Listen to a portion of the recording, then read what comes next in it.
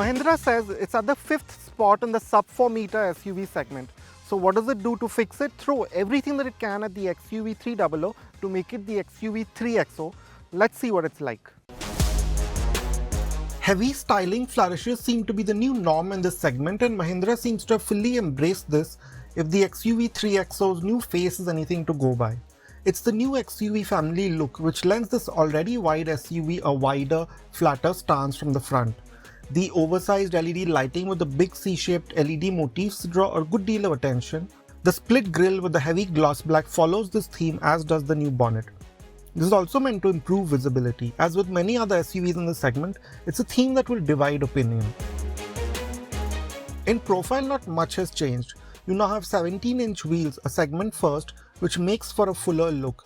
The reworked wheel arches, roof rails and C-pillar panels help, as does the heavy doors of gloss black, but that abrupt look of the XUV3XO still hasn't been fully tackled. The rear is again a notable change with the sharper angles to the new boot lid and the more prominent spoiler. The now quite common full-width lighting makes an appearance, which makes for a cleaner look than before. Keeping with the sharper theme, you have a new bumper design here to round things off. Now, one of the drawbacks of the XUV3XO was its slightly compromised boot space, and Mahindra has tried to address that with the 3XO. So what you now get is 295 litres of boot space, which is competitive. It's not the best, but it's competitive in the segment. And as you can see, it's a fairly, again, there's a high lip, so you do have to lift your bag up high, and a heavy bag will take some effort. But it's a deep floor, so a weekend's worth of luggage for a family of 4 should be an easy fit.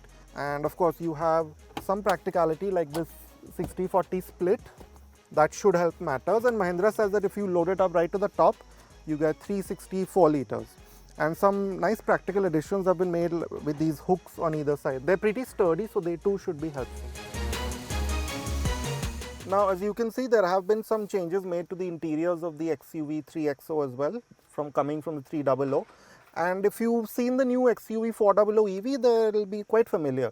So yeah, you have that slightly more modern design. It's still not the most contemporary in this segment by any stretch, but it's a step forward in the right direction. So you have this gloss black here, this new central tunnel with the more horizontal vents, this new screen and so on, this simpler arrangement here. But where there truly has been a step up is in terms of the materials and finishes. Now, this is most notable at the top, where you have these soft materials here, and even here, and the stitching especially is really quite nice. It's been done really well in the way it sort of wraps around you. And the same goes for this new steering wheel. Again, it's been taken from the XUV700, and you have these perforations here. It's a large wheel, so it's also pretty decent to hold. Now, some other nice bits are these new perforated seats. They are white, so they'll be very difficult to keep clean, but as they are right now, they're really quite nice. They're also pretty comfortable. There's a bit too much lumbar for my liking, but many people will probably like that. But that being said, there still could have been more improvements in terms of just lifting up the sense of premiumness in the cabin, and you get that thought because of these plastics in the lower half. They still have that slightly oldish sort of texture to it, which maybe could have been improved. But there's a good deal of practicality that's been thrown into this new sort of layout. To start with, you see this new dual zone, all the climate controls and so on, all the media controls, they're all hard buttons. You have a hard knob for the volume, for the AC controls, and big tactile buttons.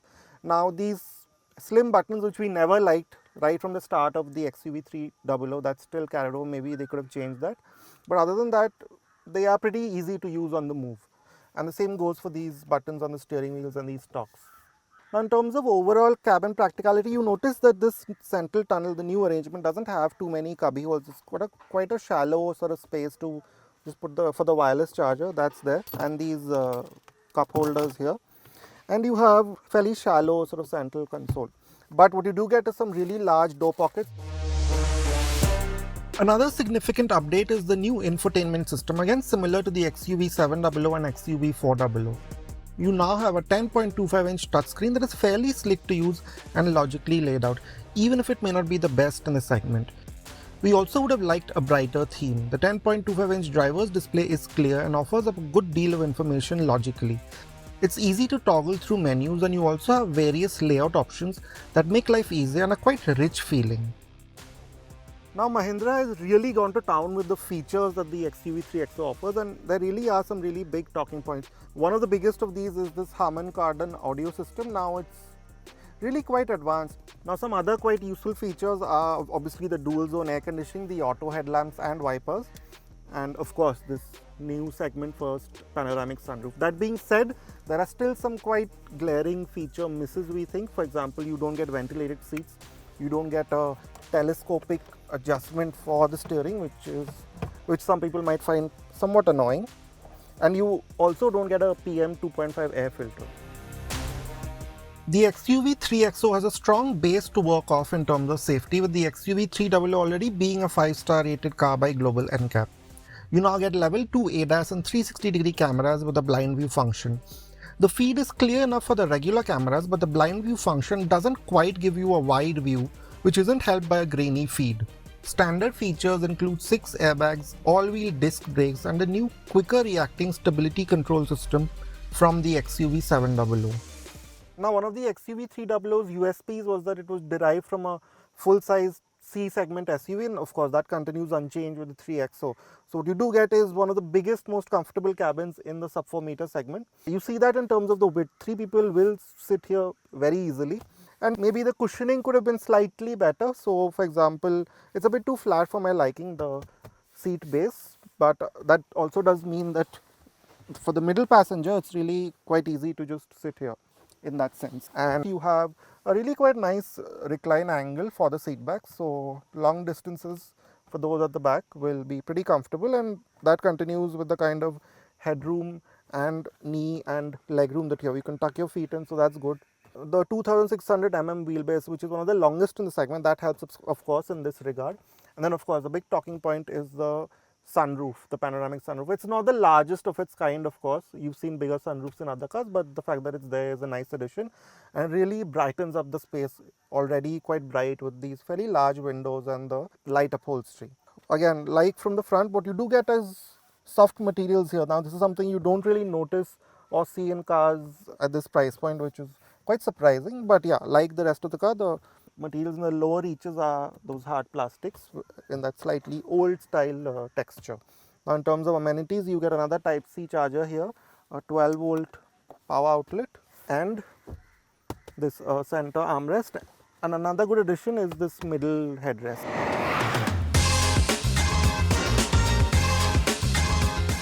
The first thing you realize is that, and Mahindra makes it a point to let us know of it, is that how much of an SUV it feels like to drive. So you sit quite high up, it's about 1.5 meters or something that your eye level is off the ground. And with the design of the bonnet, again, like the earlier car, it's very easy to place in traffic. So driving this car in traffic is really not a hassle, it's actually quite simple.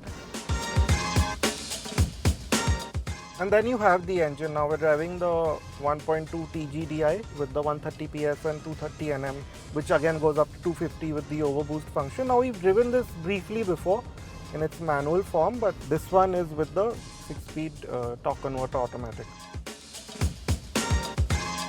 Unlike many competitors, the direct injection turbo petrol is impressively refined. It's quiet at city speeds and there's not much in the way of vibrations. At higher revs, this turns into a pleasant growl that many will like. Paired with the new automatic, performance from standstill is smooth, but you are sometimes caught out by dull performance before the boost fully comes on before 2000 RPM. This is most noticed at medium city speeds where you need a good shove at the pedal to trigger a downshift and get up to speed. It's best to be smooth at these times given the quite potent surge that comes after this lull. We think a sport gearbox mode would have been a good addition in these situations. But getting past this seems to bring the drivetrain into its sweet spot. There's quite an exciting surge of torque, especially for a sub-4-metre SUV with the overboost function, but then it settles into a flatter but still strong acceleration in the higher reaches of the rev band. So progress at higher speeds is again especially smooth. The gearbox also seems to be more alert at this time, which combined with its soft smooth shifts makes for a clean experience. You do get drive modes which change engine response and steering heft, but we would best stick to the lower zip and zap modes in regular driving. The top zoom mode can be a bit peaky and is probably best reserved for spirited driving on the weekends.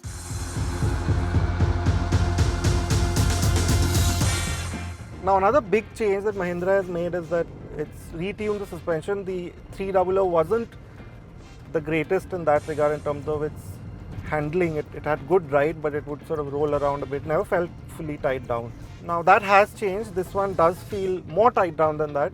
You do notice that its movements on uneven road surfaces, on flowing corners, they're predictable, they're smooth, so you do get that sense of confidence. Now we would have liked for the steering to have improved further. Now there is more heft to it. It's not completely dull and light like how it was earlier, and especially as you keep going to the higher mode, there's more heft being added. And the good part is this new, more competent sort of handling character hasn't come at the cost of ride quality. Yes, over broken roads at slow speeds, you do feel it to be a bit firmer than the older car. You do feel those bumps a little bit more, but again, it's smoothened off well, so it's never uncomfortable. And then as you keep going faster, you have that sense, that Mahindra's sense of really that toughness, that really strong build. Priced between rupees 7.49 lakh and rupees 15.49 lakh, the Mahindra XUV 3XO should become a strong contender in the sub-4-metre SUV segment.